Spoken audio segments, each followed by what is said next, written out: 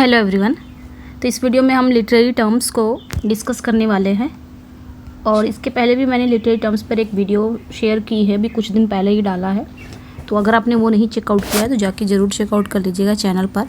और इसमें भी हम देखने वाले हैं, बहुत ही इंपॉर्टेंट क्वेश्चन हैं आपके लिटरेरी टर्म्स से रहेंगे। सो स्टार्ट करते हैं सेशन को। फर्स्ट क्वेश्चन है, आज की क्लास का फर्स्ट क्वेश्चन है, फोर्सफुल वर्बल अटैक या फिर क्रिटिसिज्म इज़ क्या कहलाता है। यानी कि अगर हम कहें कि एक बलपूर्वक वर्बल अटैक होता है या फिर आलोचना होती है, उसे हम क्या कहते हैं। एक फोर्सफुल वर्बल अटैक होता है, मुंह से ही बोला जाता है, बलपूर्वक अटैक किया जाता है किसी पर, किसी पर्सन पर, या फिर उसकी आलोचना की जाती है, उसे हम क्या बोलते हैं। आपके ऑप्शन में है क्रिटिक, डायाट्राइब, ह्यूमिलिएशन, कैथारसिस। ठीक है, क्रिटिक मतलब होता है आलोचना, डायाट्राइब मतलब होता है आक्षेप, ठीक है, एंड ह्यूमिलिएशन अपमान होता है, और कैथारसिस तो पता ही है। यहाँ पे जो राइट आंसर हो जाएगा वो आपका करेक्ट हो जाएगा, बी हो जाएगा, डायाट्राइब हो जाएगा।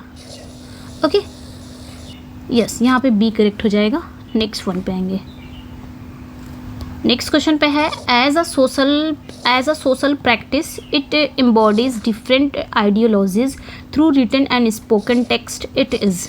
तो यहाँ पे क्या कहा जा रहा है कि एक सोशल प्रैक्टिस के रूप में, एक सामाजिक प्रथा के रूप में ये कैसा होता है, ये लिखित और स्पोकन टेक्स्ट यानी कि लिखित और मौखिक ग्रंथों के माध्यम से डिफरेंट आइडियोलॉजीज़ यानी कि विभिन्न विचारधाराओं को मूर्त रूप देता है, उसे हम क्या कहेंगे। मतलब एक सामाजिक, ये मतलब क्या कह रहा है कि एक सामाजिक प्रथा के रूप में ये लिखित और मौखिक ग्रंथों के माध्यम से अलग अलग विचारधाराओं को मूर्त रूप देता है, उसे हम क्या कहते हैं। रजिस्टर, किरियोल या पिजिन या फिर डिस्कोर्स, उसे हम क्या कहेंगे, ये बताना है। सो राइट आंसर यहाँ पे हमारा क्या हो जाएगा, अगेन डिस्कोर्स हो जाएगा, डिस्कोर्स करेक्ट हो जाएगा यहाँ पे। Yes, discourse. डिस्कोर्स मतलब ही होता है प्रवचन, ठीक है। मतलब ये एक सोशल प्रैक्टिस के रूप में होता है और ये लिखित भी होता है, मौखिक होता है, या तो लिखित बुक होगी या तो मौखिक बुक होगी, उसी के माध्यम से अलग अलग विचारधाराओं को एक मूर्त रूप दिया जाता है, उसे हम डिस्कोर्स कहते हैं। नेक्स्ट क्वेश्चन पे आएंगे। इन ग्रीक ट्रेजेडीज में the common form of hamartia is. Greek tragedies में जो हेमार्शिया का सामान्य रूप क्या है, कॉमन फॉर्म क्या है। मिथोस या फिर लेक्सिस या फिर ऑप्सिस या फिर ह्यूब्रिस। ह्यूब्रिस जिसे हम प्राइड कहते हैं। तो ग्रीक यहाँ पे पूछा है ग्रीक ट्रेजेडीज में, सो राइट आंसर यहाँ पे क्या हो जाएगा आपका, ह्यूब्रिस हो जाएगा, ठीक है। यहाँ पे आपका पूछा ही गया है ग्रीक ट्रेजेडीज में, तो हम वैसे तो बोलते हैं हमार्शिया, लेकिन ग्रीक ट्रेजेडीज में इसको बोलते हैं ह्यूब्रिस, इसका कॉमन फॉर्म है ह्यूब्रिस। प्राइड जैसे मतलब जिसके आने से, जैसे आप देख सकते हैं विलियम शेक्सपियर के बहुत ऐसे प्ले हैं, मैकबेथ हो गया, आपके मैकबेथ हो गया, किंग लियर हो गया, हैमलेट हो गया, जिसमें हीरो का पतन हो जाता है।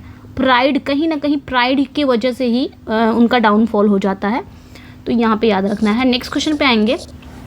अगला जो क्वेश्चन है, Hellenism and Hebraism are the terms given by. ये दोनों टर्म्स किसने दिया है, हेब्रिज्म और हेलेनिज्म, ये दोनों टर्म्स किसने दिया है। वर्ड्सवर्थ, शैले शेक्सपियर या मैथ्यू अर्नोल्ड, किसने दिया है ये बताना है, ठीक है। सो राइट आंसर यहाँ पे क्या हो जाएगा आपका, करेक्ट हो जाएगा, मैथ्यू अर्नोल्ड ने दिया है।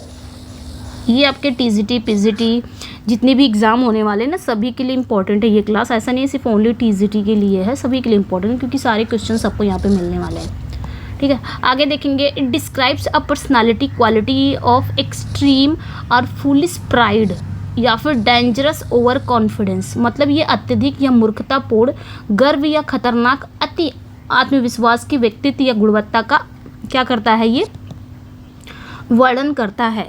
It is often in combination with arrogance. ये क्या होता है, ये अक्सर एरोगेंस के साथ संयोजन में होता है। मतलब ये कैसा होता है, ये अक्सर एरोगेंस यानी कि अहंकार के साथ कॉम्बिनेशन में होता है। इन द ग्रीक कॉन्टेक्स्ट, अब यहाँ पे ग्रीक आ गया, आपको यहीं पे देख लेना है, ये कीवर्ड है। इन द ग्रीक कॉन्टेक्स्ट में अगर देखा जाए, it describe behaviour which defies the norms of behaviour और चैलेंजेस द गॉड्स। तो अगर ग्रीक संदर्भ में हम इसको देखते हैं तो ये व्यवहार का वर्णन करता है, जो व्यवहार के मानदंडों को चुनौती देता है या फिर देवताओं को चुनौती देता है। किसको? गॉड्स को चुनौती देता है। The gods bring about the downfall, और जब गॉड्स को चुनौती दोगे तो गॉड आपको क्या करेगा? डाउनफॉल पर ले आएगा, पतन लाते हैं। आप देख सकते हैं मिल्टन का वर्क है पैराडाइज लॉस्ट, उसमें जो सैटर्न है वो किसको चुनौती देता है? कहीं ना कहीं अपने, तो यहाँ पे जो राइट आंसर हो जाएगा वो आपका ह्यूब्रिस हो जाएगा। और कहीं ना कहीं इसके अंदर ह्यूब्रिस होता है ना, एक प्राइड होता है, एक कहीं ना कहीं गर्व होता है, इस वजह से वो गॉड को चुनौती देता है पैराडाइज लॉस्ट में सैटर्न। और जिसके कारण इसका क्या हो जाए, जब ये गॉड को ही चुनौती देता है तो इसके कारण इसका क्या होता है? डाउनफॉल होता है। ठीक है, तो यहाँ पे अपने देखना है ह्यूब्रिस। नेक्स्ट क्वेश्चन पे आएंगे। अगला जो क्वेश्चन है, someone who tries to destroy traditional ideas और इंस्टीट्यूशंस इज नोन एज, मतलब कोई व्यक्ति है जो पारंपरिक विचारों या संस्थाओं को नष्ट करने का प्रयास करता है, जो ट्रेडिशनल आइडियाज़ को और इंस्टीट्यूशन को क्या करता है? डिस्ट्रॉय करने की ट्राई करता है, उसे हम क्या बोलेंगे? आइकोनोक्लास्ट या डिस्ट्रॉयर, एथिस्ट या नन ऑफ दीज। तो आइकोनोक्लास्ट बोलते हैं ना, जिसे हम मूर्ति भंजक बोलते हैं। मूर्ति वगैरह तोड़ने या उन्हें डिस्ट्रॉय करने की जो बात करते हैं या तोड़ते हैं, उन्हें ही बोला जाता है आइकोनोक्लास्ट बोला जाता है। ओके, याद रखना है ट्रेडिशनल विचार, और ये आपके वन वर्ड में भी पूछा जाता है। नेक्स्ट वन पे आएंगे। अगला जो क्वेश्चन आपका lingua Franka means, lingua Franka मतलब क्या होता है? ऑप्शन में है common language of all, arranged for a special purpose, in the main time, या मेन ऑफ लेटर्स।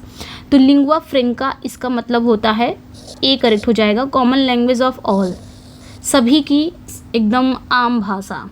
ठीक है, नेक्स्ट क्वेश्चन पे आएंगे। नेक्स्ट क्वेश्चन है प्लॉट। प्लॉट को हम फेबल भी बोलते हैं, जिसे हम ग्रीक में बोलेंगे मिथोस। कैरेक्टर को ग्रीक में बोलेंगे एथोस।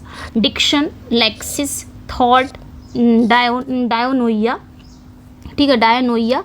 एंड स्पेक्टिकल मतलब क्या होता है? तमाशा।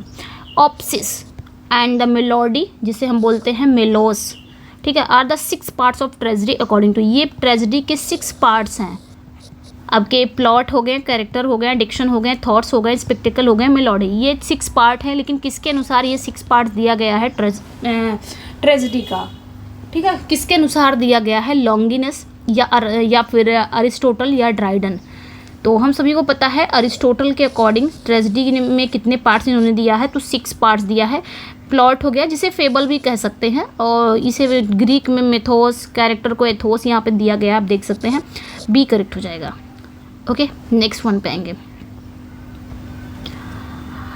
यहाँ पे कहा जा रहा है कि Brutus, peace count the clock, शांति बनाए रखो, और काउंट द क्लॉक यानी कि घड़ी गिने। तो इस पर कैसियस क्या कहता है? द क्लॉक हैज़ स्ट्रिकन 3, घड़ी में 3 बज गए हैं। हेयर शेक्सपियर मेंशन क्लॉक, यहाँ पे शेक्सपियर ने क्लॉक की बात की है ना। The truth is that the mechanical clock was not invented at that time but was present in Shakespeare's days. तो यहाँ पे क्या कर रहा है कि यहाँ शेक्सपियर ने घड़ी का जिक्र किया है। सच तो ये है कि मैकेनिकल क्लॉक जो है, जो यांत्रिक घड़ी का आविष्कार उस समय नहीं हुआ था, was not invented at that time, यानी कि जो मैकेनिकल क्लॉक है उसका आविष्कार उस समय नहीं हुआ था, but was present in Shakespeare days, लेकिन शेक्सपियर के दिनों में ये मौजूद थी। ठीक है, the mention of the clock demonstrate the use of literary term, the term is. तो घड़ी का जो जिक्र ये एक लिटरेरी टर्म्स के यूज़ को दर्शाता है, वो टर्म कौन सा है? ठीक है, जो घड़ी का यूज़ है वो एक लिटरेरी टर्म को दर्शाता है, तो वो टर्म कौन सा है बताना है। ठीक है, सो राइट आंसर यहाँ पे क्या हो जाएगा आपका? करेक्ट हो जाएगा, सी करेक्ट हो जाएगा। एनिक्रोनिज्म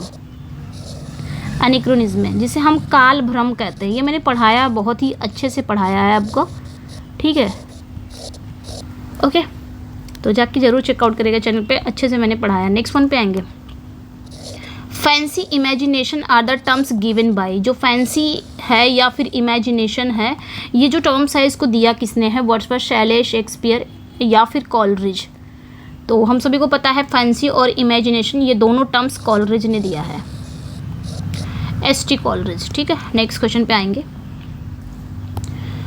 नेक्स्ट वन पे आते हैं। Eliot has expressed his views on the impersonality of poetry and the poetic process in his essay entitled. तो इलियट ने इम्पर्सनैलिटी ऑफ पोइट्री और पोइटिक प्रोसेस पर अपने विचारों को एक्सप्रेस किया है अपने ही एस्से में। उनका कौन सा एस्से है ये बताना है। सो राइट आंसर यहाँ पे क्या हो जाएगा, आपके सामने है tradition and the individual talent. Tradition and the individual, अच्छा सभी है यहाँ पे, बस थोड़ा सा यहाँ पे इनका ये ईयर थोड़ा सा डिफरेंट दिया है, अपने आंसर करना है। सो राइट आंसर यहाँ पे क्या हो जाएगा, आपका ए करेक्ट हो जाएगा। Tradition and the individual talent में इन्होंने क्या किया है, इम्पर्सनैलिटी ऑफ पोइट्री और पोइटिक प्रोसेस पर अपने विचारों को इन्होंने क्या किया है, एक्सप्रेस किया है। ठीक है, काव्य प्रक्रिया पर अपने विचारों को एक्सप्रेस किया। नेक्स्ट वन पे आएंगे। This extract appears in, this extract, I think यहाँ पे क्वेश्चन छूटा है। यस यहाँ पे क्वेश्चन छूट गया है, पूरा एक क्वेश्चन था काफ़ी बड़ा था और यहाँ पे छूट गया है, तो यहाँ पे ये कंप्लीट नहीं है क्वेश्चन, तो इसको हम लोग स्किप करते हैं। नेक्स्ट वन पे आएंगे। नेक्स्ट वन है poetry is not a turning loose of emotion. ठीक है, यहाँ पे क्या कहा जा रहा है कि पोइट्री जो है, जो कविता है, वो भावनाओं का मुक्त होना नहीं है। ठीक है, but an escape from emotion, बल्कि भावनाओं से पलायन है, भावनाओं से क्या है, स्केप करना है, बचना है। It is not the expression of personality, ये व्यक्तित्व के अभिव्यक्ति नहीं है, but an escape from personality, बल्कि ये क्या है, व्यक्तित्व से पलायन है, यानी कि पर्सनालिटी से स्केप है। Who defined poetry in this manner, इस तरीके में, इस मैनर में किसने कविता को परिभाषित किया है, इस प्रकार किसने कविता को परिभाषित किया है, पोइट्री को डिफाइन किया है। इट्स, आपके सामने इट्स हैं, लैम्ब है, नोल्ड है, इलियट है। सो राइट आंसर यहाँ पे क्या हो जाएगा, इलियट हो जाएगा। ओके, यस यहाँ पे इलियट करेक्ट हो जाएगा, सो डी करेक्ट हो जाएगा। नेक्स्ट क्वेश्चन पे आएंगे। नेक्स्ट वन है the phrase dissociation of sensibility. ये जो फ्रेज है डिसोशिएशन ऑफ सेंसिबिलिटी, ये कहाँ पे आता है, इलियट के मेटाफिजिकल पोएट में, कि इलियट का tradition and the individual talent में, या इलियट के हैमलेट एंड हिज प्रॉब्लम में, या फिर नन ऑफ दीज। तो किस में आता है ये बताना है। सो राइट आंसर यहाँ पे क्या हो जाएगा, आपका करेक्ट हो जाएगा, ए करेक्ट हो जाएगा। इलियट के द मेटाफिजिकल पोएट में ये टर्म, ये जो फ्रेज है, ये वहाँ पे आता है। नेक्स्ट क्वेश्चन पे आते हैं। By which phrase does Eliot mean, मतलब इलियट का किस फ्रेज से तात्पर्य है कि direct sensuous apprehension of thoughts, recreation of thoughts into feeling. ठीक है, कि विचार की जो प्रत्यक्ष कामुक समझ एक मनोरंजन विचारों के भावनाओं में बदलना है। तो ये जो फ्रेज है, इसका मतलब क्या होता है, इलियट क्या समझाए हैं, इसका क्या मतलब होता है इस फ्रेज का। ठीक है, सो राइट आंसर यहाँ पे क्या हो जाएगा, आपका करेक्ट हो जाएगा C. Yes, C is correct, unification of sensibility. Okay, यहाँ पे आपका सी करेक्ट हो जाएगा। यस, नेक्स्ट वन पे आएंगे। नेक्स्ट वन है, this is the term which was coined by the American painter Washington Allston in 1840 and introduce by T S. Eliot in his essay Hamlet and his problems written in 1919, published in first in 1920 in the Sacred Wood. This term is, तो यहाँ पे पूछा जा रहा है कि ये जो टर्म है जिसको क्वाइन किसने किया है, अमेरिकन पेंटर वाशिंगटन अलास्टन ने 1840 में इस टर्म को क्वाइन किया है, बट इसको इंट्रोड्यूस किसने किया है, इंट्रोड्यूस मीन्स किसने फेमस बनाया है, तो टी.एस. एलियट ने बनाया है। कहाँ पे बनाया है इन्होंने, यानी कि कहाँ पे इंट्रोड्यूस किया है, तो अपने इससे हैमलेट एंड हिज प्रॉब्लम्स में इन्होंने, टी.एस. एलियट ने इसे फेमस किया है। और ये कब लिखा गया था, हैमलेट एंड हिज प्रॉब्लम्स, तो ये 1919 में लिखा गया था। पब्लिश कब हुआ था, 1920 में, 1920 के द सेक्रेड वुड में इसको पब्लिश किया गया था। उस टर्म को बताना है, वो टर्म कौन सा है जिसको अमेरिकन पेंटर वाशिंगटन अलास्टन ने 1840 में क्वाइन किया था, और फिर टी.एस. एलियट ने इसी चीज़ को क्या किया था, फेमस बनाया था, यानी कि इंट्रोड्यूस किया था। वो टर्म बताना है, वो टर्म कौन सा है। ठीक है, सो यहाँ पे जो राइट आंसर हो जाएगा वो आपका करेक्ट हो जाएगा सी करेक्ट हो जाएगा। ऑब्जेक्टिव कोरिलेटिव की बात हो रही है तो ये बहुत ही इंपॉर्टेंट हो जाता है। ऑब्जेक्टिव कोरिलेटिव को किसने क्वाइन किया था? वॉशिंगटन अलास्टन ने 1840 में, और इसको फेमस बनाया था टी.एस. इलियट ने। कब? 1919 में, यानी कि जब हैमलेट एंड हिज प्रॉब्लम आया था तब, उसी में। नेक्स्ट वन आएंगे, from which point of view does Eliot find Hamlet. तो यहाँ पे पूछा जा रहा है कि किस व्यू से इलियट हैमलेट को दोषपूर्ण और कलात्मक विफलता मानते हैं, मतलब किस दृष्टिकोण से इलियट को हैमलेट बहुत ही डिफेक्टिव और आर्टिस्टिक फेल्योर लगता है, यानी कि दोषपूर्ण और कलात्मक विफलता मानते हैं, आखिर किस दृष्टिकोण से? डिसोसिएशन ऑफ सेंसिबिलिटी की, एसोसिएशन ऑफ सेंसिबिलिटी की, ऑब्जेक्टिव कोरिलेटिव। सो राइट आंसर यहाँ पे सी करेक्ट हो जाएगा, ऑब्जेक्टिव कोरिलेटिव की वजह से ना। इसी दृष्टिकोण से हैमलेट उनको डिफेक्टिव और आर्टिस्टिक फेल्योर लगता है। और आर्टिस्टिक सक्सेस कौन सा प्ले है? तो मैकबेथ है। इन्होंने ही कहा है, टी.एस. इलियट ने। Shakespeare is successful in finding an objective correlative to express the emotion of the characters, which drama is it. तो यहाँ पे पूछा गया जा रहा है कि शेक्सपियर कैरेक्टर की भावनाओं को व्यक्त करने के लिए, यानी कि जो उनके प्लेस के जो कैरेक्टर हैं उन कैरेक्टर की भावनाओं को व्यक्त करने के लिए एक ऑब्जेक्टिव कोरिलेटिव खोजने में सफल रहे हैं। तो ये कौन सा ड्रामा है जिसमें ऑब्जेक्टिव कोरिलेटिव खोजने में वो सफल रहे हैं? कौन सा ड्रामा है? ठीक है यहाँ, तो यहाँ पे मुझे लग रहा है शेक्सपियर नहीं होना चाहिए, यहाँ पे इलियट होना चाहिए, क्योंकि इलियट ने ढूंढा था ना।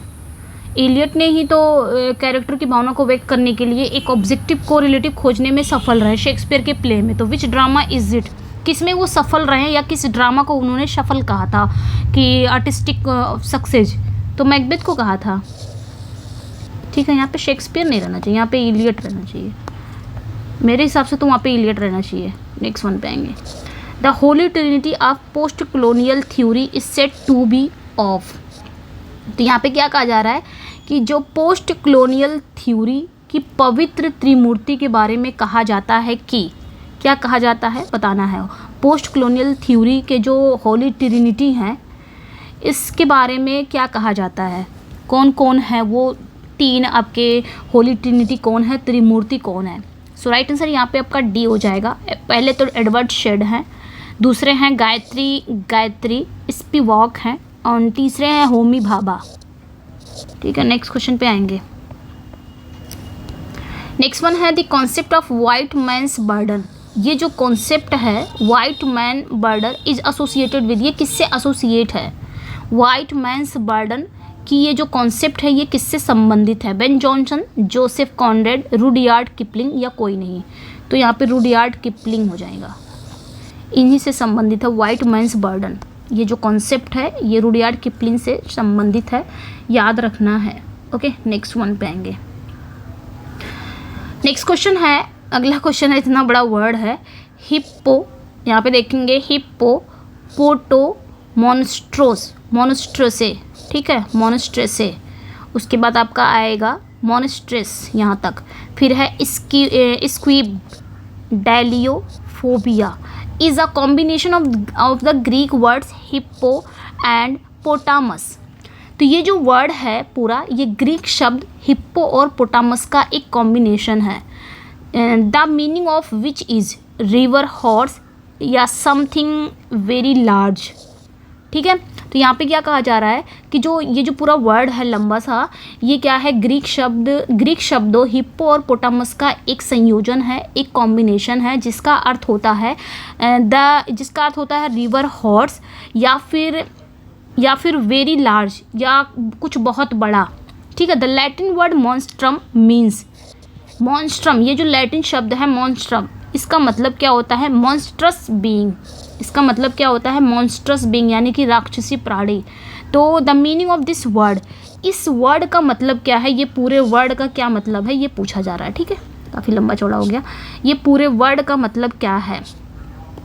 ओके, हिप्पो मोनोस्ट्रोसे स्क्वीप डायलियोफोबिया, ये पूरा वर्ड का मतलब क्या है बताना है। Fear of long letters, long word, long phrase, long sentence. तो यहाँ पे जो राइट आंसर हो जाएगा लंबे शब्द का डर, फियर ऑफ लॉन्ग वर्ड। अब वाकई में ये लंबा शब्द है, इसका डर तो होगा ही। नेक्स्ट क्वेश्चन पे आएंगे। नेक्स्ट वन है the iambic pentameter implies which of the following. तो आयम्बिक पेंटामीटर निम्नलिखित में से किससे तात्पर्य रखता है। आयम्बिक पेंटामीटर में सबसे पहले 5 सिलेबल होते हैं और इसमें तो यहाँ पे पूछा जा रहा है आयम्बिक पेंटामीटर, तो यहाँ पे जो राइट आंसर हो जाएगा वो आपका डी करेक्ट हो जाएगा। द पैटर्न, ये एक पैटर्न है जिसमें अनस्ट्रेस फॉलोड बाय स्ट्रेस और इसमें 5 टाइम्स रिपीट होता है, ये याद रखना क्योंकि पेंटामीटर जुड़ गया है यहाँ पे, तो 5 टाइम्स रिपीट होगा। और पैटर्न जो होता है इसमें 2 सिलेबल पाए जाते हैं, एक अनस्ट्रेस होता है, एक स्ट्रेस होता है, और जब पेंटामीटर की बात होगी तो 5 टाइम्स रिपीटेड होता है। ठीक है, अगर वैसे तो ये आयम्बिक भी पूछा जाता है, ओनली आयम्बिक, तो आपने ध्यान रखना है 2 सिलेबल्स होते हैं, एक अनस्ट्रेस होता है, दूसरा स्ट्रेस होता है। नेक्स्ट क्वेश्चन पे आएंगे। नेक्स्ट क्वेश्चन है the rhetorical device of anaphora implies which of the following. तो एनाफोरा एक रिटोरिकल डिवाइस है, यानी कि एक अलंकारिक उपकरण है, निम्नलिखित में से किसका तात्पर्य रखता है।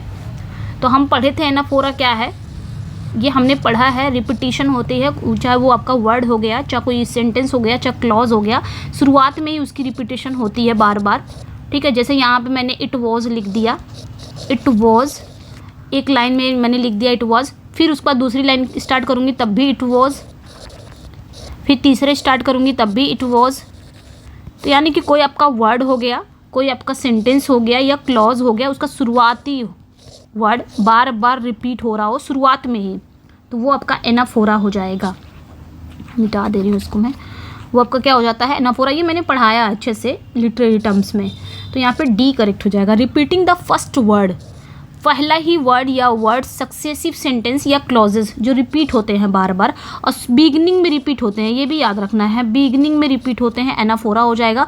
इसका जस्ट उल्टा एपिस्ट्रॉफी है, एपिस्ट्रॉफी, ये वाला एपिस्ट्रॉफी इसका उल्टा है, अपोजिट है।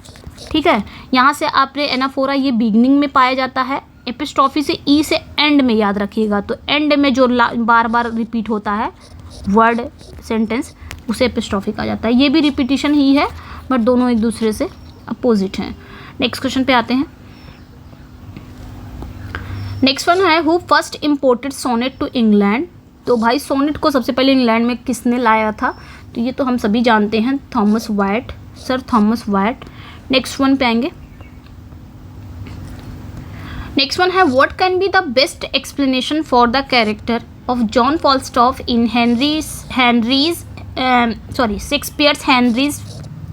Shakespeare's Henry fourth. ठीक है, यहाँ पे कहा जा रहा है कि शेक्सपियर के हेनरी फोर्थ में जॉन फॉल्स्टॉफ की जो चरित्र की सबसे अच्छी व्याख्या क्या हो सकती है। वो सिंपल है कि बहुत ही कॉम्प्लेक्स टाइप का है, कि नोविस है, नौसिखिया है, या कैरिकेचर है। सबसे अच्छी एक्सप्लेनेशन क्या हो सकती है किसकी, जॉन फॉल्स्टॉफ की। ठीक है, तो यहाँ पे कैरिकेचर करेक्ट हो जाएगा। ये क्वेश्चन मैंने पूछा भी था आप लोगों से, तो सभी ने आंसर सही दिया था। नेक्स्ट वन पे आएंगे। The term essay is the derivative of the French root essay. ठीक है, French root essay which means, इसका क्या मतलब होता है। यहाँ पे पूछा जा रहा है कि जो टर्म है एस्से, इसका शब्द जो है वो फ्रांसीसी मूल एस्से से डेरिवेटिव हुआ है, यानी कि उत्पन्न हुआ है, डेरिवेटिव हुआ है। तो विच मीन्स इसका मतलब क्या होता है, टू ट्राई, इसका मतलब होता है प्रयास करना, to try. Next one, next question पे आएंगे। Chronicle plays were very popular in. Chronicle plays बहुत ज़्यादा किस में पॉपुलर थे, 19th, 18th, 17th या 16th। तो जो क्रॉनिकल प्ले थे वो बहुत लोकप्रिय थे कब, 16th सेंचुरी में। सो यहाँ पे डी ऑप्शन करेक्ट हो जाएगा। नेक्स्ट क्वेश्चन पे आएंगे। Robert browning is a famous for his. Robert browning किसके लिए फेमस है, तो ड्रामेटिक मोनोलॉग के लिए। और रॉबर्ट ब्राउनिंग को ऑप्टिमिस्टिक पोएट भी कहा जाता है, और पैसिमिस्टिक किसे कहा जाता है, हार्डी को। नेक्स्ट क्वेश्चन पे आएंगे। The phrase stream of consciousness was first use by. तो स्ट्रीम ऑफ कॉन्शियसनेस इसको सबसे पहले ही किसने यूज़ किया है, चेतना की धारा जिसे बोला जाता है, William Harvey, William James, William Jones या विलियम पोर्टर। तो यहाँ पे आपके विलियम जेम्स करेक्ट हो जाएंगे। विलियम करके है, कंफ्यूज नहीं होना है, विलियम जेम्स है। I think principle of psychology में उन्होंने किया था। नेक्स्ट वन पे आएंगे। Which one of the following is not a pastoral LG. इसमें बताना है कौन सा पेस्टोरल एलजी नहीं है, तो ये भी है। ठीक है, 1 मिनट। तो ये तो है ही है, ये भी है, ये भी है। पेस्टोरल एलजी कौन सा नहीं है, तो यहाँ पे हम डी पे जाएंगे।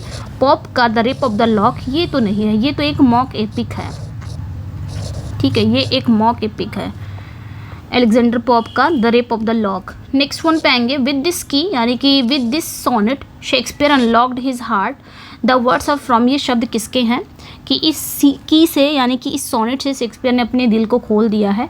तो ये वर्ड्सवर्थ का है। इस्कॉन नॉट दिस सोनेट इनका एक वर्क है, इस्कॉन नॉट दिस सोनेट, ठीक है, इस्कॉन नॉट दिस सोनेट इनका एक वर्क है, उसमें इन्होंने ये बात कही है विलियम वर्ड्सवर्थ ने शेक्सपियर को। तो यहाँ पे आपका डी करेक्ट हो जाएगा। एंड नेक्स्ट वन है, लास्ट है ये आपका, free words is poetry. Poetry free words क्या होता है ये बताना है।